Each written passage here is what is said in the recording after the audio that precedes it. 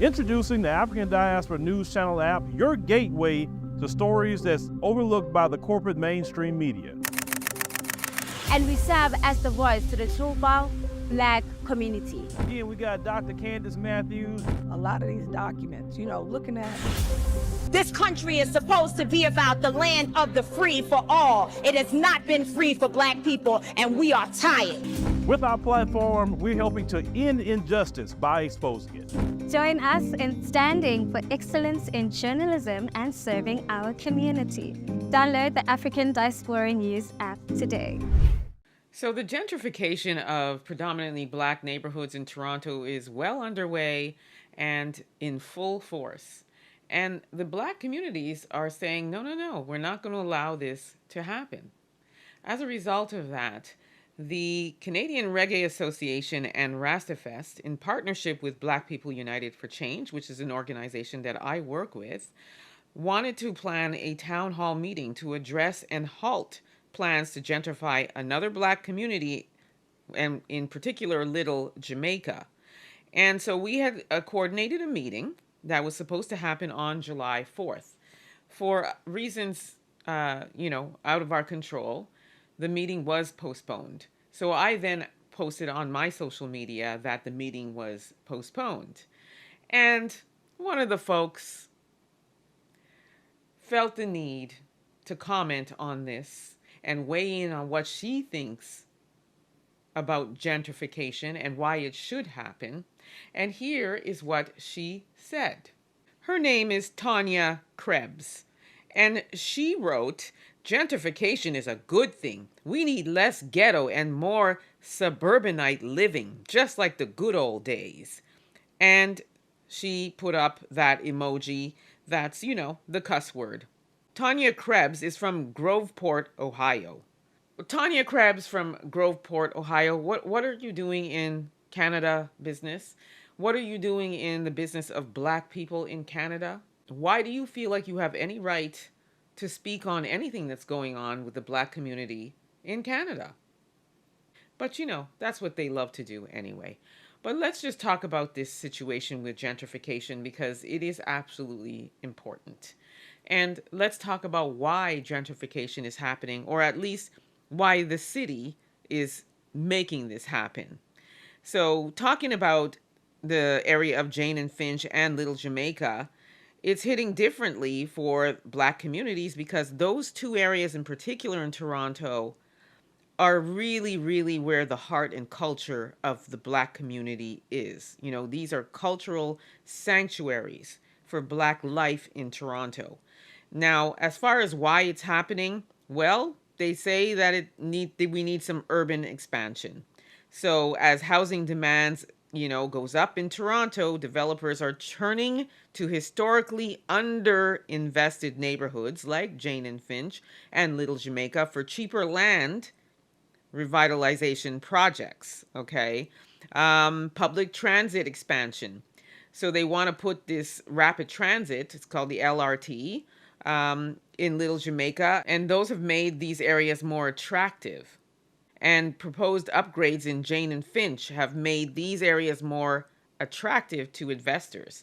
But transit upgrades often bring speculation and real estate price hikes. Then there's the government policy. Incentives for revitalization often come with little to no protections for longtime residents or businesses.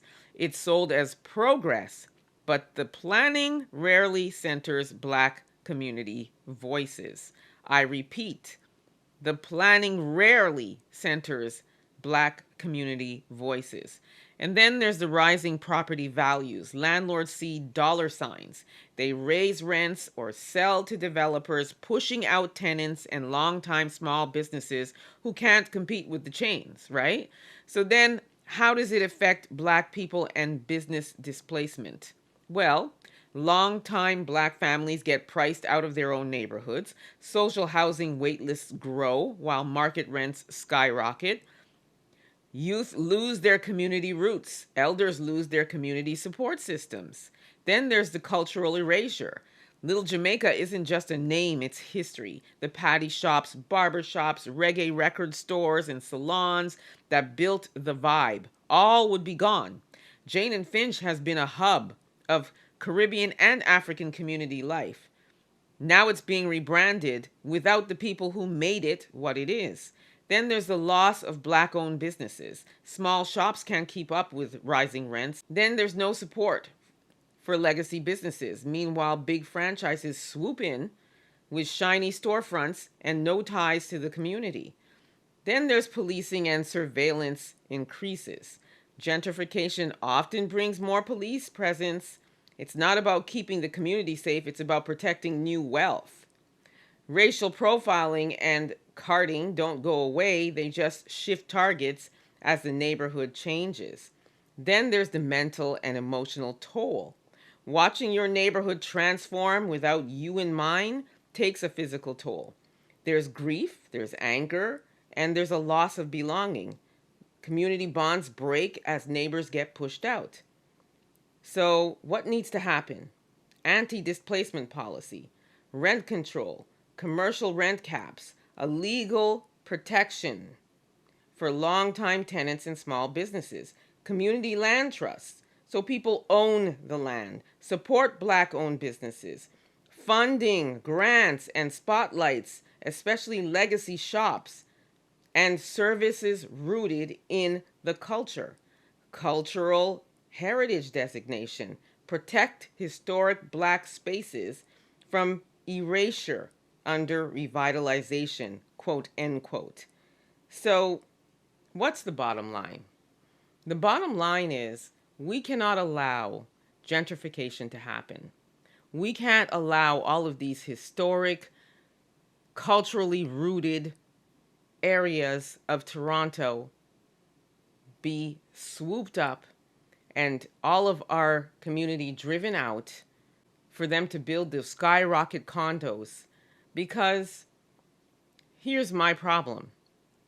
They always target the Black communities. There's Chinatown, there's Little India, there's Greektown, there is Little Portugal. There are a lot of areas that are heavily populated by these cultures and these races of people that they don't touch. But they always go for the areas where Black people are. And people will want to say, oh, you know, Jane and Finch and, you know, Little Jamaica, those are all slums and there's nothing but crime there and shootings and people are being unalived. Well, it happens in all communities, okay? So that's not even an excuse as far as I'm concerned, because there are several people who live in those same areas everybody wants to call dangerous and everything else, and they are thriving. They have businesses.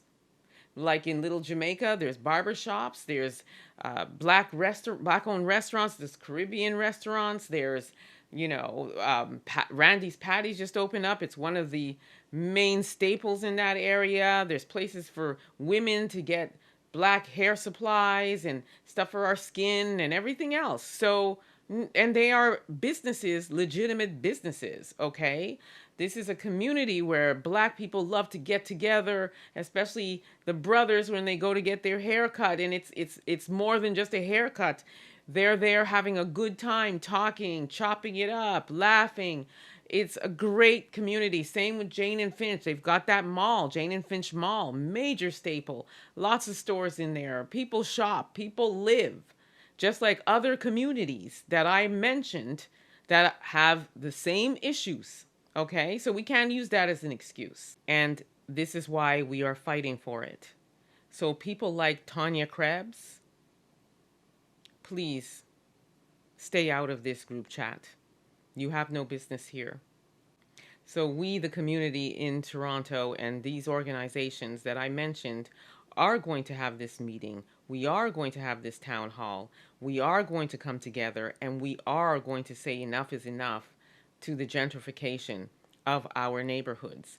And what I am also petitioning is to the Black community in Toronto and across Canada for that matter, that we need to all come together.